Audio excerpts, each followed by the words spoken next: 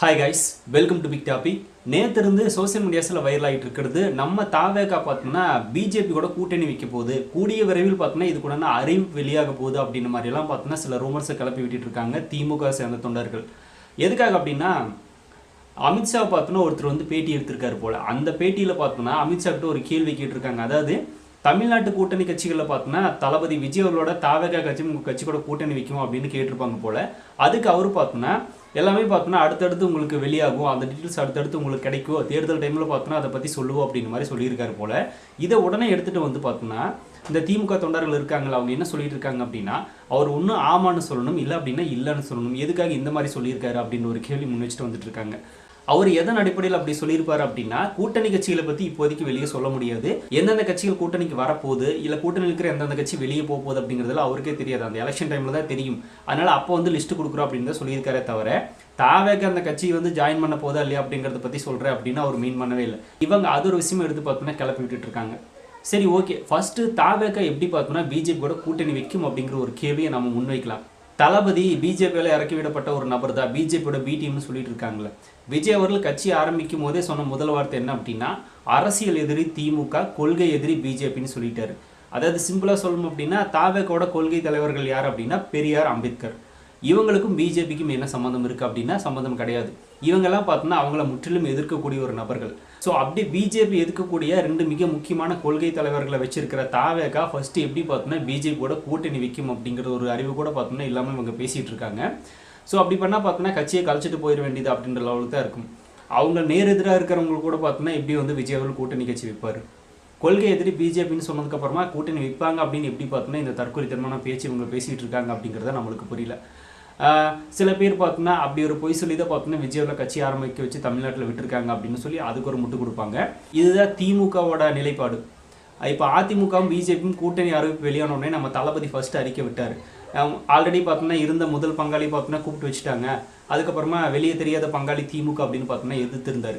இந்த ரெண்டு கட்சிகளும் பார்த்தோன்னா கண்டிப்பாக தோக்கதா போகுது, தமிழ்நாட்டு மக்கள் பார்த்தோன்னா இவங்களை தோக்கடிக்க போகிறாங்க அப்படின்னு அதிமுக பிஜேபி பார்த்து அப்போவே நம்ம தளபதி பார்த்தோன்னா ஒரு மிகப்பெரிய அறிக்கை ஒன்று வெளியிட்டிருப்பாரு. அதெல்லாம் பார்த்துருப்பீங்க. ஸோ அப்படி பார்த்தோன்னா மிகப்பெரிய அளவில் அதிமுக வந்து பிஜேபியோட கூட்டணி வச்சதே எதிர்த்த தலைவர் தான் தளபதி விஜய் அவர்கள். நீங்கள் இப்படி கூட்டணி வச்சுருக்கீங்க, மக்கள் கண்டிப்பாக பார்த்தோன்னா உங்களை தூக்கி போட்டுருவாங்க அப்படின்னு அந்தளவுக்கு ஒரு மிகப்பெரிய கண்டனத்தை தெரிவிச்சிருந்தாரு. அப்படி இருக்கிற ஒரு தலைவர் இவரே போய் பார்த்தோன்னா இப்படி வந்து அந்த கட்சியில் கூட்டணி வைப்பார் அப்படின்ற ஒரு பேசிக்கான நாலேஜ் இல்லாமல் கூட பார்த்தோன்னா பேசிகிட்டு இருக்காங்க இந்த தற்கொலைங்க.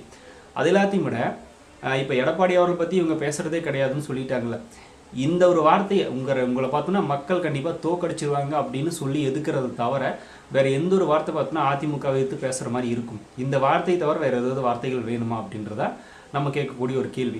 அதுவும் பார்த்தோன்னா அதிமுகவை தளபதி விஜய் அவர்கள் ஒரு பொருட்டாவே மதிக்கல அப்படிங்கிறது ஒரு முக்கியமான விஷயம் தான். அது கிடப்பில் கிடக்காதனால அந்த கட்சியை பார்த்தோன்னா இன்னும் எப்படி சதறிட்டு போகுது அப்படிங்கிறதால நம்ம பார்த்துட்டு தான் இருக்கோம். அதனால் பார்த்தோன்னா அவங்கள வந்து விஜய் அவர்கள் ஒரு பொருட்டாவே எடுத்துக்கல.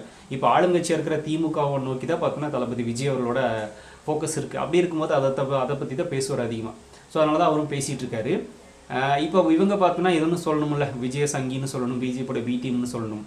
விஜய் அவர்கள் பாஜக கொண்டு வந்திருக்கிற எல்லாருக்குமே பார்த்தோன்னா எதிர்ப்பு தெரிவிச்சுட்டே தான் இருக்கார். உடனே பார்த்தோன்னா ஒன்று சொல்கிறாங்க, முருகர் மாநாடு நடத்தி பெரியாரை அசிங்கப்படுத்தினாங்க, அப்போல்லாம் தலைவர் வாய் திறக்கல அப்படின்னு. ஸ்டாலின் வாய் திறந்தாரா, உதயநிதி ஸ்டாலின் வாய் திறந்தாரா? அவங்களாம் ஏன் திறக்கல? அவங்களுக்கும் கொள்கை தலைவர்கள் பல வருஷமாக இவங்க தானே வச்சுருக்காங்க, ஏன் பேசவே இல்லை? ஸோ எப்பவுமே பார்த்தோன்னா எல்லா தலைவர்களும் அதை பேசிட்டு இருக்க முடியாது, அது நம்மளுக்கு தெரியும். அதுக்கு தான் பார்த்தோன்னா கட்சியில் மிக முக்கியமான பொறுப்பாளர்கள் இருக்காங்க, மிக முக்கியமான தொண்டர்கள் இருக்காங்க, அவங்க பேசிட்டு தான் இருக்காங்க, நம்மளாம் பேசிட்டு தானே இருக்கோம். ஸோ எல்லாருமே பார்த்தோன்னா பேசிட்டு தான் இருக்கோம். தலைவர் பேசலாம் அப்படின்ட்டுருக்காங்க, அவர் பார்த்தோன்னா அதுக்கு சப்போர்ட் பண்ணுற ஆள் கிடையாது. அதுவும் இல்லாமல் மதுரை மக்களே கார் துப்பி தரணும் தான் முருகருக்கு மாநாடு நடத்தின இந்த பாஜக கும்பலை, அது எல்லாருக்கும் தெரியும். அதெல்லாம் தமிழ்நாட்டை ஈடுபடல அப்படிங்கிறதும் தெரியும். இப்போ விஜயெல்லாம் பார்த்தோன்னா இந்த நயினார் நாகேந்திரனை பற்றி பேசினார் அப்படின்னா நல்லா அவருக்கு பப்ளிசிட்டி ஆயிரும். இப்போ பல பேருக்கு இவங்க வீட்டிலே பார்த்துன்னு இருக்கிற பெரியவங்களை பிஜேபியோட மாநில தலைவர் யாருன்னு கேட்டால் யாருக்குமே தெரியாது.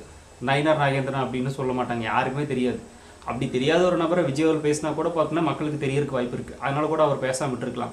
நம்ம சொல்கிறது அப்படி, அவர் எப்படி நினைக்கிறாருன்னு தெரியல. அதனால் விஜய் அவர்கள் வந்து ஒருத்தரை பற்றி பேசினாலே அவர் யார் அப்படிங்கிறது மக்கள் மத்தியில் போய் சேருது. அதனால் இவரை பற்றியெல்லாம் பார்த்தோன்னா பேசாமல் விடுறதே நல்லது அப்படிங்கிறத என்னோட ஒப்பீனியன் எல்லாம். அதுக்காக பார்த்தோன்னா விஜய் அவர்கள் அவரை சப்போர்ட் பண்ணுறாரு அப்படிங்கிறதுலாம் அர்த்தம் கிடையாது. இது ஒரு விஷயம்னு பார்த்தோன்னா எடுத்து பேசிகிட்டு இருப்பாங்க. இதுக்காக தான் பார்த்தோன்னா விஜய் அவர் மேலே பழி போடுறது. இது எல்லாத்தையும் தாண்டி கொஞ்ச நேரத்துக்கு முன்னாடி ஹெச்ராஜ் கிட்ட பார்த்தோன்னா ப்ரெஸ் பீப்புள்ஸ் வந்து கேட்டுருந்தாங்க, பிஜேபி அதிமுக கூட்டணி வச்சிருக்குல்ல, ஒருவேளை ஜெயிச்சிச்சு அப்படின்னா தமிழ்நாடு முதலமைச்சர் யாரு அப்படின்னு ஹெச் ராஜாட்ட கேட்குறாங்க. அவரு சொல்றாரு அதை வந்து அமித்ஷா தான் முடிவு பண்ணணும், அது மத்தியில் முடிவு பண்ண வேண்டிய ஒரு விஷயம், அது எனக்கு தெரியாது அப்படின்ற மாதிரி சொல்றாரு. தமிழ்நாட்டு மக்கள் வாக்கு செலுத்தி அந்த நபரை பார்த்தோன்னா முதலமைச்சராக்க போறாங்க.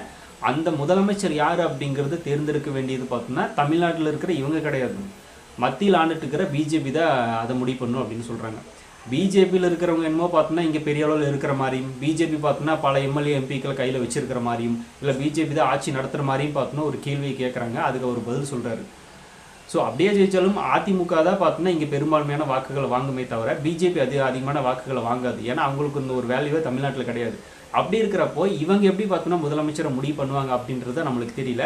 அதுக்கும் கூட பார்த்தோன்னா அதிமுகவை சேர்ந்த எல்லாரும் பார்த்தோன்னா வாய் மூடிட்டு இருக்காங்க. எடப்பாடி அவர்களும் பார்த்தோன்னா கம்முன்னு இருக்காரு. அப்படின்னா இவங்களோட பவர் இல்லை அப்படின்னு இவங்களே ஒத்துக்கிற மாதிரி தான் நம்மளுக்கு தெரியுது.